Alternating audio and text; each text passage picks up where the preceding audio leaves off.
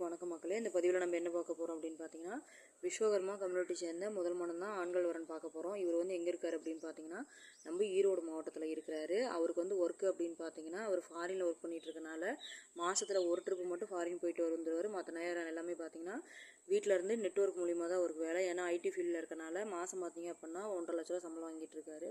அதே மாதிரி பார்த்தீங்கன்னா கூட பிறந்தவங்க ஒரே ஒரு அக்கா மட்டும்தான். இவங்க அம்மா அப்பாலாம் வீட்டில் தான் இருக்காங்க.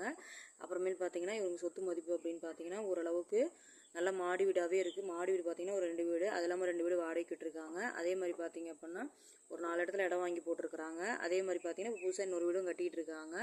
இவரோட வயசு என்ன அப்படின்னு பார்த்தீங்க அப்படின்னா 36 வயசு நடப்பு நடந்துட்டுருக்கு.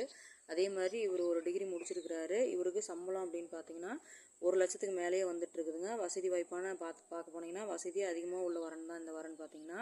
இவங்க வந்து எப்படி கேட்குறாங்க அப்படின்னா ஒரு டிகிரி முடிச்சிருந்தா போதும், குடும்ப பாங்கான பொண்ணாக இருந்தால் போதும், வசதி வாய்ப்பு எதுவுமே வேணாங்கிற மாதிரி தான் எதிர்பார்க்குறாங்க.